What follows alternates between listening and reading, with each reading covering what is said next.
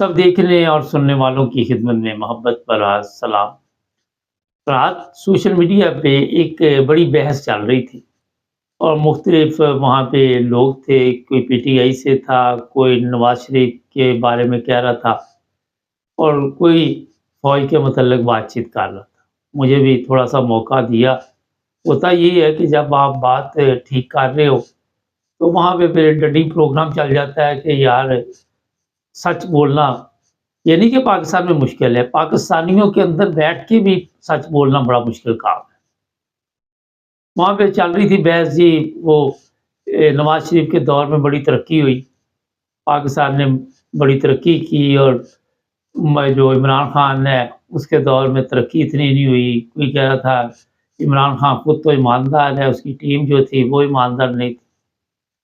फिर सियासी जमातों पे बहस हुई। तो मैंने मौका मिला तो मैंने उनको कहा कि देखो जो पाकिस्तान की सियासी जमातें हैं, उनकी कोई हैसियत नहीं है।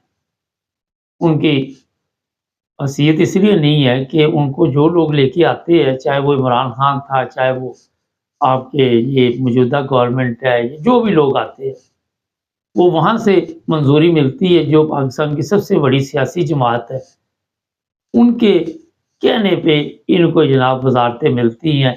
ना तो पाकिस्तान के इलेक्शन का इसके साथ तल्लुक है, ना पाकिस्तान के इलेक्शन इसलिए होते हैं कि वो जो रिज़ल्ट आए उसके मुताबिक लोगों को वहाँ पे पार्लियामेंट में पहुँचाया जाए, और ना ही इलेक्शन ईमानदारी से होती है। हर जगह पे बिकाऊ सिस्टम चलता है, अवाम भी बिक रही है, सेनेट में जो लोग बैठे हुए हैं वो भी बिक रही है, सदर पाकिस्तान बिक रहा है, फिर वो सोटी वाली सरकार है वो भी बिक रही है। और ऐसा सिस्टम दिया हुआ पाकिस्तान को कि जिससे बाहर नहीं निकल पा रहे। सवाल उनका ये भी था कि इससे बाहर कैसे निकलेंगे। मैंने उनको ये कहा कि देखो जिस तरह अवाम आज गुलामी की ज़िंदगी गुजार रही है, तो जो वो 7 लाख लोग हैं जो अवाम के ऊपर मुसल्लत किए गए हैं, वो भी गुलाम हैं और वो भी अपनी मर्ज़ी के साथ कुछ नहीं कर सकते। दहशत फैलाने के लिए उनके लिए भी ऐसे कवानीन बनाए गए हैं, उनके ऊपर भी केस चलते हैं। आजकल जनरल फैज़ को भी पकड़ा हुआ है। तो सिस्टम को ऐसा कैच किया कि यहाँ से आज़ादी नज़र नहीं आ रही। उन्होंने कहा जी इसका हल क्या है? मैं कहा इसका हल जो सबसे पहली चीज़ है कि पाकिस्तान में अदल नहीं है, जस्टिस सिस्टम ठीक नहीं है, और जस्टिस सिस्टम ठीक ना होने की वजह से ताकतवर जो है वो फ़ायदा उठा जाता है, कमज़ोर मारा जाता है। 2 दिन पहले एक वीडियो देख रहा था मैं कराची की, जेल की। सुप्रीम कोर्ट, हाई कोर्ट में लोगों के केस लगे हुए हैं, सज़ाए मौत की चक्की में बंद है। और वो जनाब कोई 13 साल से बैठा हुआ है, केस का इंतज़ार कर रहा है, कोई 20 साल से केस का इंतज़ार कर रहा है, ख़वातीन भी। और वो कहते हैं ये हमारे ना ईमानदार वकील मिलता है, ना ईमानदार जज मिलता है, और कई कह रहे थे कि हम बेगुनाह हैं। चलो कि जो भी जुर्म करता है वो तो यही कहता है कि मेरा गुनाह कोई नहीं। देखिए वक़्त देखिए कितना लगता है। और जैसे-जैसे मैं वो उनके बयानात सुन रहा था, तो मुझे यूरोप की ज़िंदगी पे मैं देख रहा था कि यहाँ पे एक वक़्त होता है, उसी लिमिट के अंदर-अंदर आपने जो भी सुनवाई है उसको जनाब केस को जिस जैसा भी है उसका फ़ैसला करना और सलाह सुनानी। पाकिस्तान जैसे मुल्क में सुप्रीम कोर्ट ऐसे लोग जो मर जाते हैं जेलों में, बाद में बताते हैं कि ये बेगुनाह है। क्योंकि एक सिस्टम नहीं हमारे पास, अदालती सिस्टम नहीं है। अब थोड़ा-सा दूसरी तरफ आ जाते हैं कि पाक फ़ौज और अवाम में इतनी दूरी जो बढ़ती जा रही है, उससे ये समझते हैं कि कोई फ़र्क नहीं पड़ेगा। मैं एक सोशल मीडिया पे वीडियो देख रहा था तो वो कह रहे थे फ़ौजियों के घर के बाहर जाकर लिखो कि गोली क्यों चलाई। अब एक फ़ौजी उसके बस में नहीं है कि वो गोली चलाए या ना चलाए, उसको ऊपर से ऑर्डर आना है, उसने गोली चला दी। खुद वो गोली नहीं चला सकता, ये मैं बता देता आपको। ये नहीं कि पाकिस्तानी अवाम पे किसी पे भी नहीं चला सकते, बाकायदा ऊपर एक सिस्टम है उनके पास, फ़ौज के पास, वहाँ से ऑर्डर आना है तो फिर गोली चले। لوگ مرے بے شمار ہیں. یہ میرے پاس تصویریں آ رہی ہیں، دھڑا دھڑ ویڈیو آ رہی ہیں جس طرح وہاں پہ گولیاں چل رہی ہیں. اب پریشانی ان کے لیے کوئی بھی نہیں ہے. ان کے ذہن میں ہے کہ ایف آئی آر کو ہماری طاقت اتنی ہے کہ کٹوا نہیں سکتا. ماڈل ٹاؤن میں قتل ہو گئے تھے، کون سا وہاں پہ کیا کر لیا تھا، کون سا وہاں پہ تیر مار لیا جو اب مار لے گا. وہ 400 500 ہزار یہ کشتی ڈوبتی ہے، کوئی 100 200 پاکستانی بیچارے بھی وہاں پہ غرق ہو جاتے. کیا فرق پڑتا ہے؟ ہمارے لوگوں کی کون سی حیثیت ہے، ہمارے لوگوں کے کون سے ایسے کوئی کارنامے ہیں، یا بڑے ہم پڑھے لکھے لوگ ہیں کہ اگر کوئی چند بندے یا چند 100 بندے یا چند ہزار بھی لاکھ بھی کہہ دے اس دنیا سے چلے جائے گا تو پاکستان کا کوئی سسٹم تباہ ہونے والا ہے یا دنیا کو کوئی نقصان پہنچے گا. سوچ ہے نا. 2 4 دن رو کے پھر ختم گیم، آگے چلو جی. دیکھیے یہاں جو یورپ کے حالات ہے، آپ کو میں تھوڑا سا بتا دوں کہ انڈیا کے ایک بندہ کینیڈا میں جو قتل ہوا، جو بھی کیس ہوا، انڈیا کے ساتھ تعلقات ختم کر دیے کینیڈا. غیرت مند قومیں ہوتی ہیں نا، ان کے نزدیک ہر بندے کی عزت ہوتی ہے، وقار ہوتا ہے، احترام ہوتا ہے. ہماری طرح نہیں ہے، کیڑے مکوڑے. اور آپ دیکھ لیں جس طرح وہاں پہ قتل لوگوں کو کیا جاتا ہے، جس طرح مارا جاتا ہے، جس طرح ان کی تذلیل کی جاتی ہے. جب آپ اپنی قوم کی تذلیل کرتے ہیں تو دوسرے ممالک کو کیا فکر پڑی ہوئی جی آپ کی عزت کریں؟ ان کو کیا ضرورت پڑی ہوئی؟ بڑے لوگ انتظار کر رہے ہیں کہ یہ ٹرمپ صاحب آئیں گے تو جو کمپنی ہے وہ پریشان ہے، یہ ہے وہ ہے. ٹھیک ہے، امریکہ بہادر کے پاس طاقت ہے. اگر موجودہ چیف آف آرمی اسٹاف نہیں مانے گا کوئی بات، تو نیچے سے کسی کو خرید کے پھر آپ کو پتہ ہی ہے کہ بڑی طاقتوں کے جو پروگرام ہوتے ہیں وہ لمبے چوڑے ہوتے ہیں. پاکستان میں بندہ خریدنا کون سا کام ہے؟ اتنی بڑی کوئی میرا خیال ہے کہ پرابلم نہیں ہے پاکستان میں. کسی کو بھی خرید سکتے، چھوٹے سے لے کے بڑے تک جو مرضی بندہ، اس کا آپ نے صرف قیمت بتانی ہے. اور قیمت کے ساتھ ساتھ آپ کے پاس اتنے غدار ہیں جس کی میرا خیال ہے کہ آپ لسٹ تیار کرنی شروع کریں تو وہ بھی نہیں ہونی. یہ غداری کے نتائج ہی ہے نا کہ آج جو مسلط ہے لوگ پاکستان کے اوپر. آپ سمجھتے ہیں کہ یہ مخلص ہے پاکستان کے ساتھ؟ یہ عدالتیں مخلص ہے؟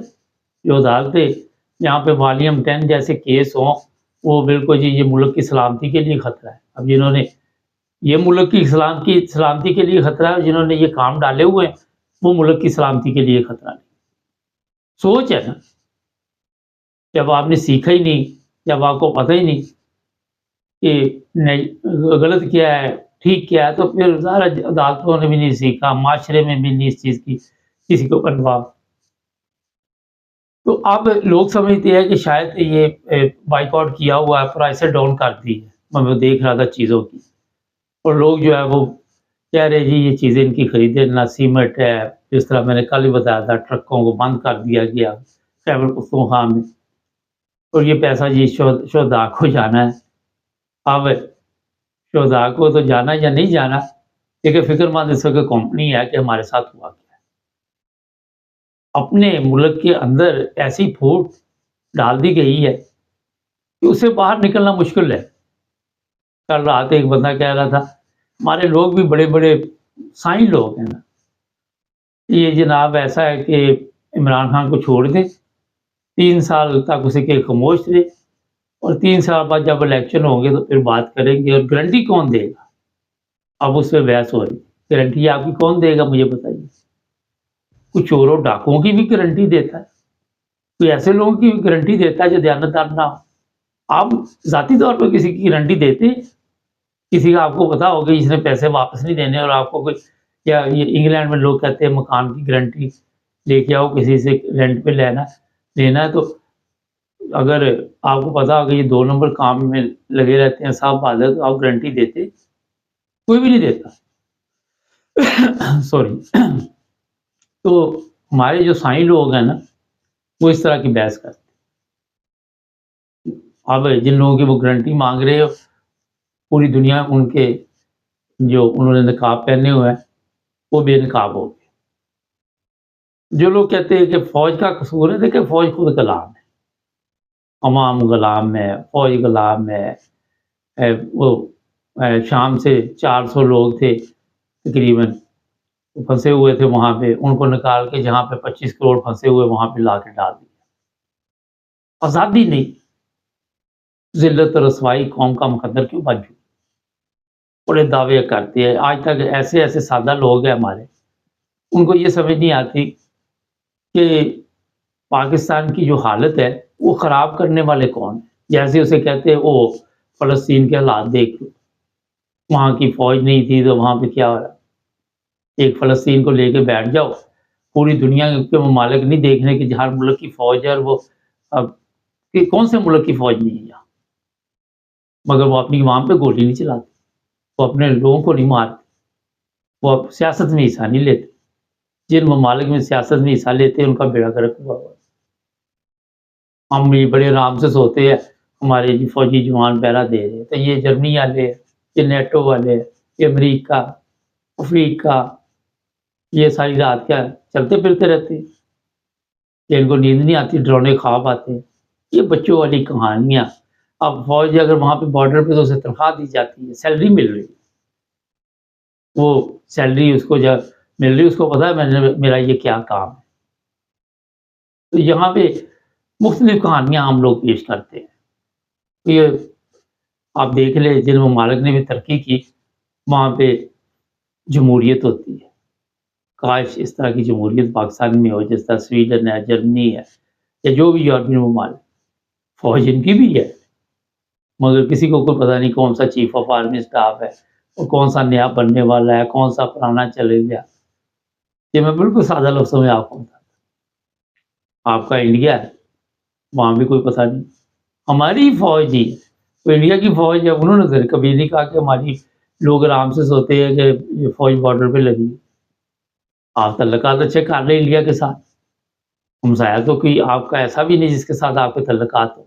افغانستان سے لڑائی، انڈیا سے لڑائی، ایران کے ساتھ تعلقات اچھے نہیں۔ یہ یورپ ہے، انہوں نے دوسری جنگ عظیم کے بعد سیکھا کہ اس چیز میں کچھ بھی نہیں ہے۔ آپ پہلے بھی سیکھ سکتے کہ جنگ کے بعد کچھ نہیں حاصل ہونا۔ تو یہ قصے کہانیاں سنا کے تو اپنے لوگوں کو بیوقوف بنانا، میرا خیال ہے ویسے ہی گمراہ کرنا۔ اور اب وہ ہوتے بھی نہیں، اب اگر وہ گمراہ ہوتے تو یہ پھر بائیکاٹ نہ کرتے آپ کی چیزوں کا۔ نہیں، آج پاکستان، پہلے تو ہمارے چیف آف آرمی اسٹاف کہتے تھے نازک حالات سے گزر رہا ہے، باقی نازک حالات سے گزر رہا ہے۔ وہ دن دور نہیں جب پاکستان کے حالات ایسے ہو جائیں گے کہ وہاں کی زندگی بھی مشکل اور مرنا بھی مشکل ہو جائے گا۔ چینل کو سبسکرائب کر لیں، جڑے رہیں ہمارے ساتھ۔